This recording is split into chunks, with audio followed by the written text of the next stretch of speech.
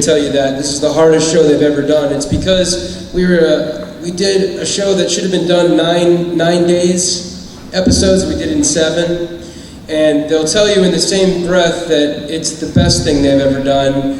And something happens when you're forced to sleep for 3 hours every night and bring everything you got, exhausted every single day for 6 seasons. There's something that gets forged between us that is you can't really write about or even barely talk about, that is super, super special, and it's something that we'll always have. It's a family.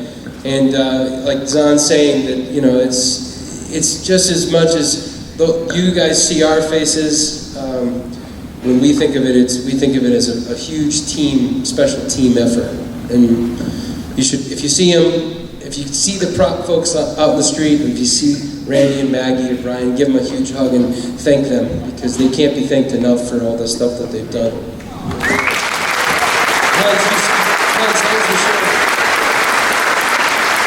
How has the show changed you, Nancy? I've got to spend 6 wonderful seasons with these guys, which is pretty incredible. Watching some of these talented actors work every day is beyond incredible. I've given up for a lot of things for this show, but it's because it's a project that I firmly believed in.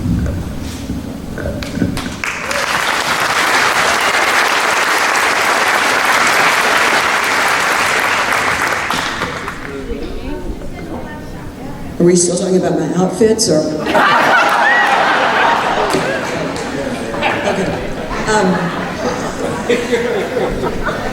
I have a lot more respect for acting than I did when this show started.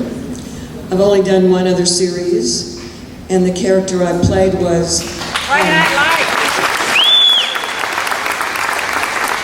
the character I played just sort of played itself, because I'm from Texas, and I know those women that I played, and it was a natural process. And I really thought acting was really easy. And then I got a role that didn't have an arc or a relationship, except for Walter. And I found out how hard it is just to be real. And not try to do too much. Watching Rob was a good, well, mostly good, was a very good example of that. I think I said it last year. At times I would make up my own backstory. Oh, Ruby's husband died and she's got this and that going on. And I would try to use that backstory in a line such as, hey, Walt, Joe Bob's on the line. Well, that's very difficult to bring your backstory to that. And the directors would just say after a couple of takes, oh, just say the line. So I really got a new respect for what it's like to, when you don't have something to hang on to. Acting's harder than I thought. And I have new respect for all of the characters, all of the actors here, and what they brought to it. The other role was a lot easier than this one. So I guess that's what I've learned. I really, because people would say, oh, and acting is so hard. I said, no, it's not. I mean, singing is hard, and dancing is hard, and writing is hard, but acting. But now I say, yes, it is hard. It's hard because you want to be in the moment, you want to be real, but you can't do too much either. So it's a balance that I haven't quite gotten. Thanks.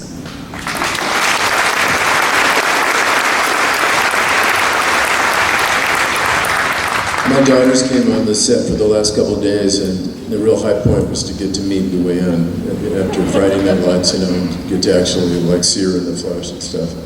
Really tickled me.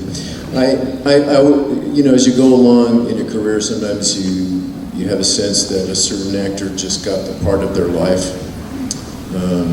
I've seen it happen with people close to me, and it's wonderful to behold it, when someone gets an opportunity that fits them so well and then they do so well. It's really a cause for celebration. And I'm hoping that Jacob is not like the high point for me, although I suspect it probably is. Because I've noticed that I went through pilot season this year and last year, and I have an audition today that I didn't go to actually, and I just noticed that you want to stay in gratitude, and it's always good. You need to get jobs, but it's hard to imagine anything that's as satisfying as this has been. So. That's how it's changed me. I felt like, I finally got a chance to do a character that was uniquely good for me. So, it's been that blessing on me.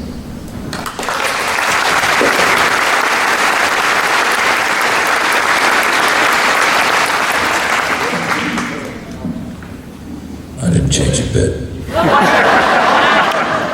Changed my hat.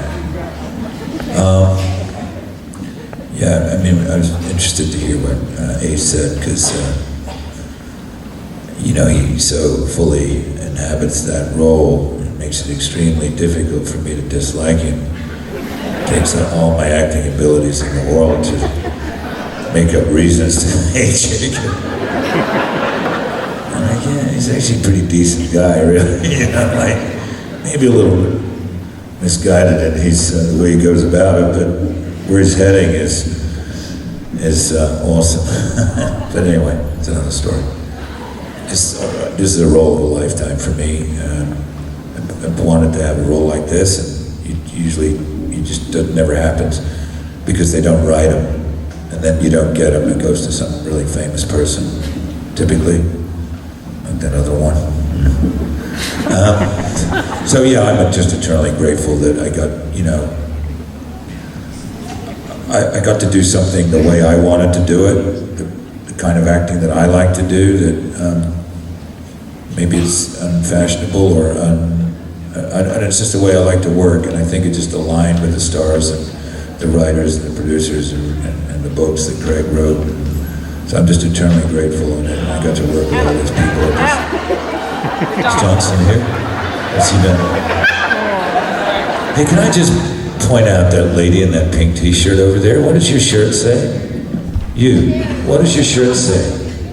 Zahn? Yeah, you. Zahn's middle-aged white women fans. Oh, okay. That's what I thought it said. How to change you guys. Everybody's so different. I haven't changed. I'm going to answer your question, but I'm going to do it in the form of telling a story. So we do the pilot, everybody goes away, and then we come back and blah, blah, blah. We're all excited to go to Santa Fe. We're relocating to Santa Fe for season 1 of Longmire. And I'm going out there as a single guy at the time, and Adam, single guy, like he is right now. But what's so different about Adam was he had never done a TV show before. He was a musical theater guy. As you know now, he's got all of this great acting talent. He's doing that. He's actually doing it. But Adam, God bless his heart, he had no money. He had no money. He didn't have a car. He had a dog and he had a motorcycle. But we're in Los Angeles and we had to get to Santa Fe. It's like, well, what are you gonna do with your dog, buddy? So I took him under my wing for a half second, and we decided to be roommates, and I have a dog, and we threw the dogs in the back of my truck, and Adam was gonna follow me. And I left him a little bit in the dust. Oh, this is my story. Hold on. And we get on out to Santa Fe, and we shared a great house, season 1, and then season 2, I got married, my wife lived with me the next season, then Waverly came. But what I want to say, how the show has changed me is now being a dad. I realize it's not about me, and I wrote Adam this long text the other day, just congratulating him, not just on wrapping on Longmire, but the man that he has become in the last 6 years has made me very proud.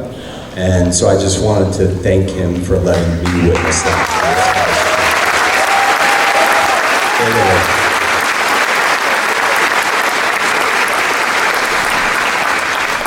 Thank you, Bailey. This is one of the great things about this show is that no matter if we all don't see each other for a little while or whatever, that we're just sort of forged as friends for life. And I'll add to that and just say that, you know, not only did Bailey take my dog and, you know, we traveled out together, but he also paid the first month's rent. And Katie Sackhoff actually showed up and lent me $2,000 so I could make it to season 1. It's a family affair, and you know, I wouldn't be anywhere without these people here. This has changed my life forever, and always be grateful. Grateful for your friendship too, Bailey, and all of you guys.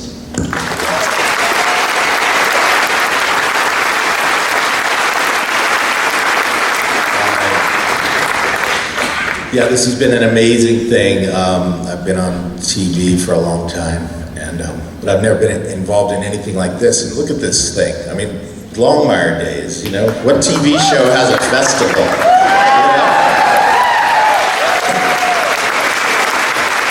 I was joking with somebody earlier, you know, you can't imagine like Law and Order days. Can you imagine?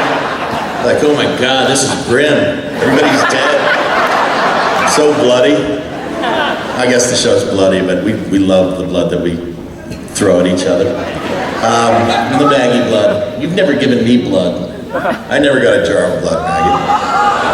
But, see, I was fishing. I knew she'd run for her bag.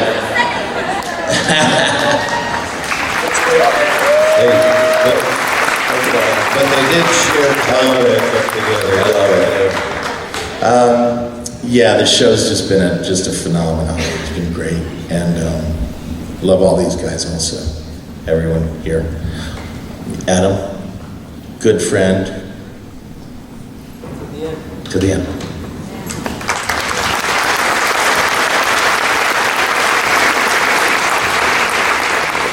I'm actually going to use this minute to say something about Luann, who's one of the sweetest people I've ever worked with, but for some reason, the writers didn't put her in every episode. Yet, here's a little secret for you.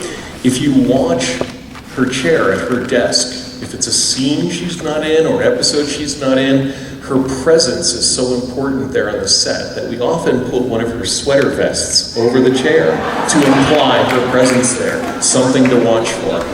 But it's so important to have her there, even if she's not there in person, that will imply that she's there because we just love her so much and want her around all the time.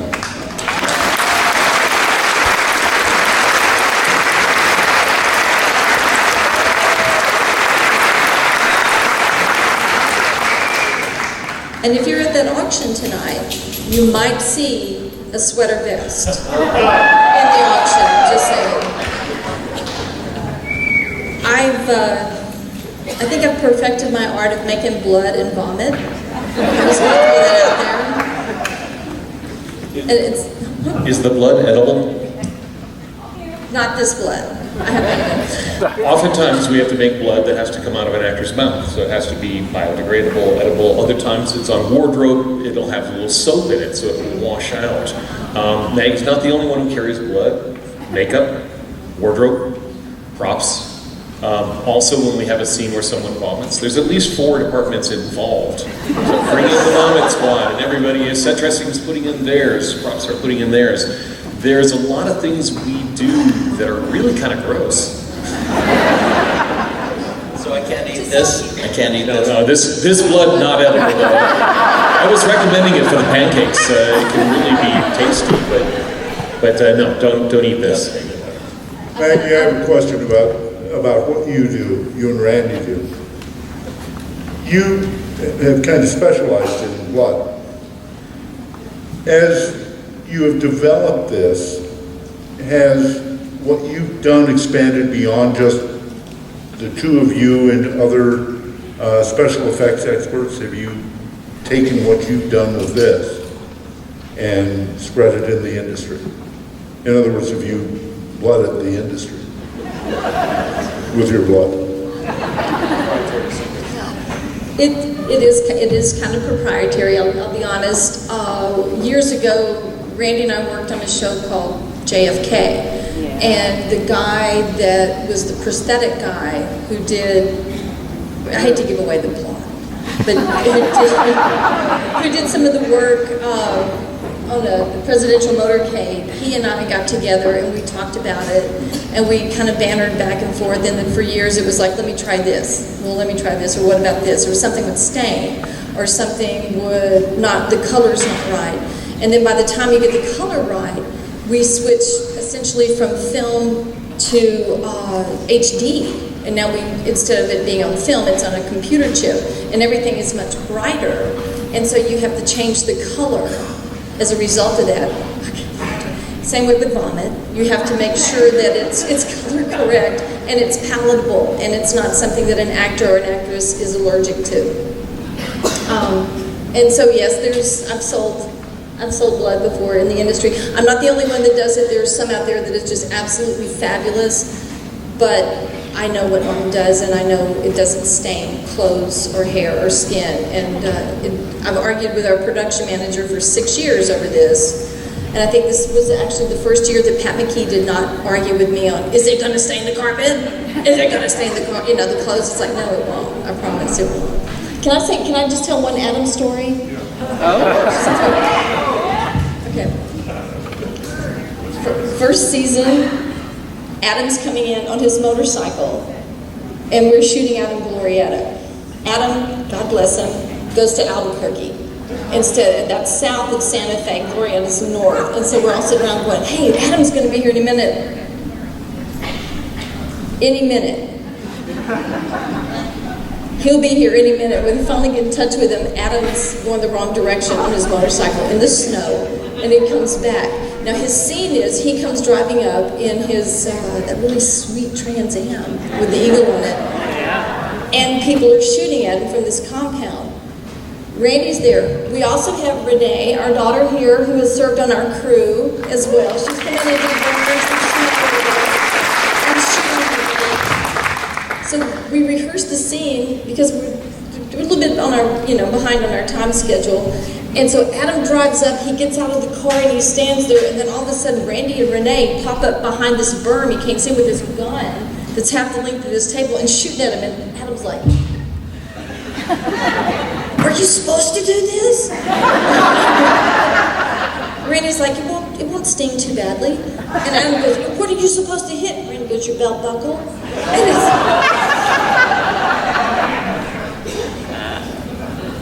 And it was actually a headlight, but that was our introduction to Adam and his introduction to Randy's shooting. Yeah, the first day of production on season 1, I thought the actors actually got hit with the guns, which they really don't. It doesn't really work that way. But Randy was saying, "Well, I'm going to aim real good for you. Don't worry, I'm going to aim. I'm going to get right on your belt buckle. Don't you worry about that."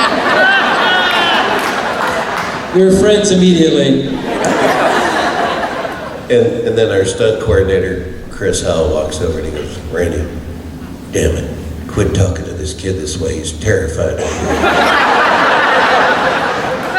And I said, no, Chris, he thinks I can really do it. I said, I told Chris, he thinks that I can really do it.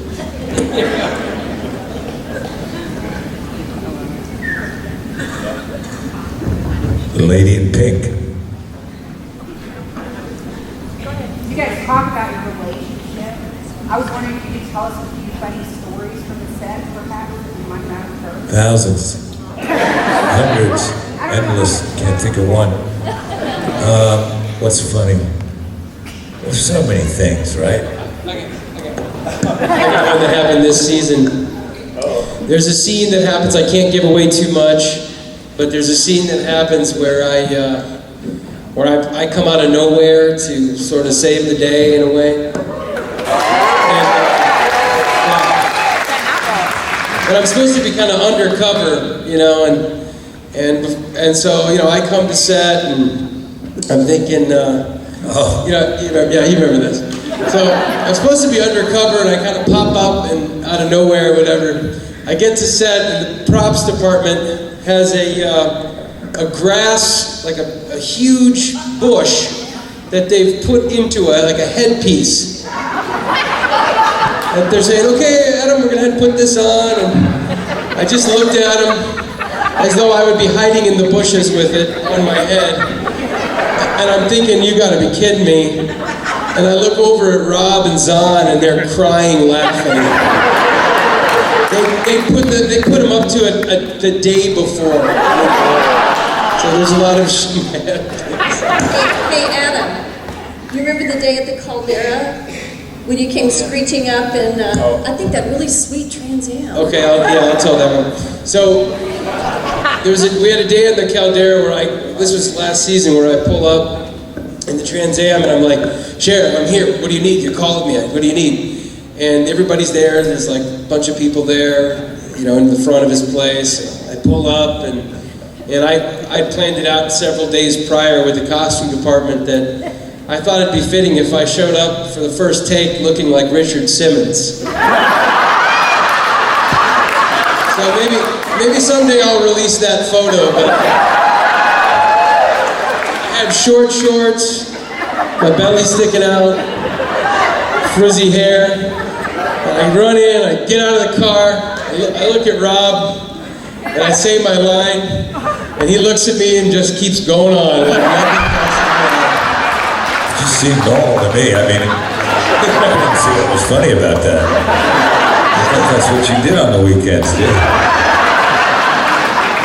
He cracked up eventually, but super focused. Just, I guess this is what Fergus doing today.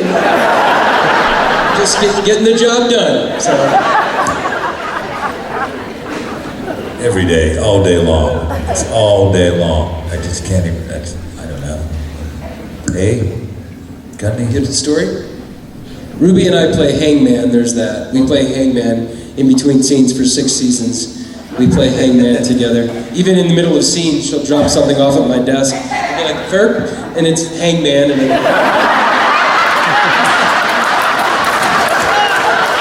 That's a true story. One time in Hawaii, when I was snorkeling, I was attacked by a fish, a little fish that was kind of tilted and kind of chose me up and swam slowly towards me, and I came out of the water and it leapt out of the water and bonked me on the face mask on my thing. And I look over at my sister, she saw it, and I was so thrilled that someone witnessed it so I could tell that story for the rest of my life, But we actually we might have seen a little bit of an episode of the show this year at someone's house, maybe. And we might have all been there and enjoying it. And during the show, my character might have been abused by a character that's related to Rob's character in the show. And doing it, so might have been. And then, and I mean, there were animals in the room, including a little, like a big fierce dog. And at the end of after it stopped, and like people clapped in appreciation, this dog leapt, there was 3 people between me and the dog leapt and bit me. And I was thinking, I felt really shocked and scared and bad, and Rob was right next to me, and he leaned over and he said, "Dude, that dog just bit you." You always want to have a witness. And, to me, that was the most fun moment of the year for me. By the way, that same dog bit me in my Private Parts season 2.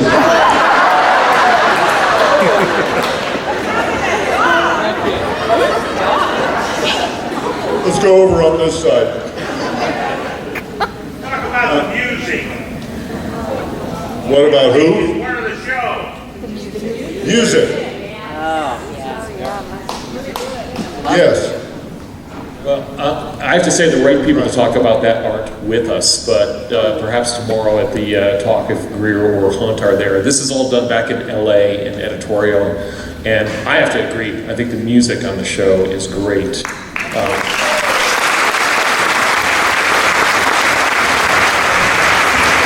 The guy who makes the music is Greer Shepherd, Greer Shepherd's brother, David Shepherd. He's on Twitter, David Shepherd, look for him. And on his Twitter account, there was a movie, okay?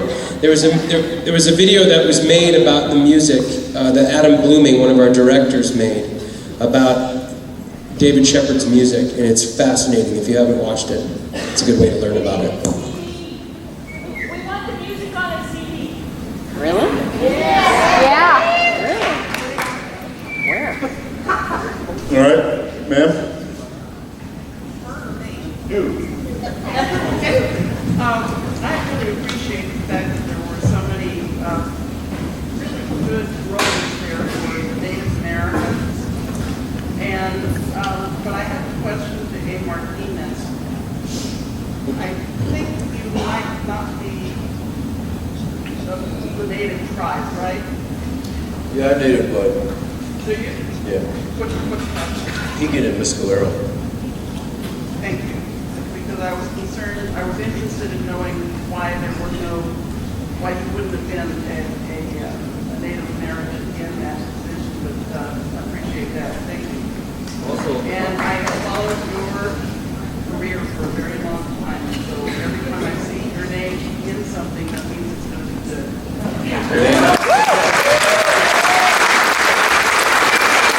Go ahead, John. You have to remember also that the Latino people are indigenous to that area as well. So, I'm just saying, I consider Latino people, the Mexican people, as indigenous native people. Yeah. All right, let's do something different. Let's move down to the end of this set of bleep. There's somebody in the far distance there, I think, in pink.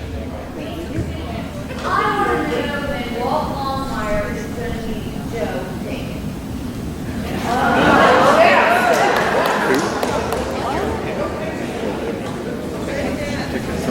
Joe Pickett. Joe Pickett is a character by an author, C.J. Box, who lives in Cheyenne. Writes about a place called Saddle String, which happens to be Buffalo, Wyoming. And Joe Pickett is, he's game and fish department, so he's a cop, game and fish. That's what I thought you said. Yeah, he's a cop, but lives in Saddle String. That'd be an interesting meeting. Is that an offer? I think you'd have to get CJ and Craig together to work something out. It'd be different. Let's go down to the end on this one too and work our way back up. All right, lady up, gentleman, I can't tell, up on the upper row down there at the end.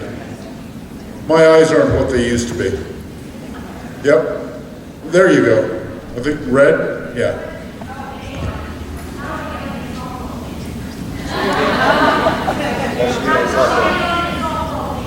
Show up. Well, yeah, regarding the softball team, I just was reading, interestingly enough, an article, I think it was in the Scientific American. And, the ticket is, I just want to tell to everybody in town, if you see anybody in the Cowboy team between now and the game, there's a couple hours probably, if you would actually offer them like hard alcohol, like right now would be the time. We also found out that our friend Bailey Chase is 116 Cherokee. So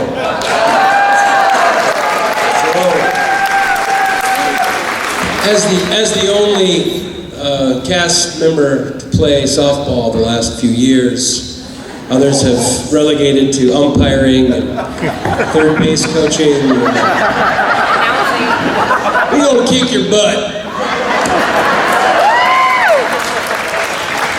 I'll be commentating. That way you can have a couple of beers while you work. This is important, I think. The question? Yeah, there's a lady over here that thought she was... Where'd she go? Yeah, you.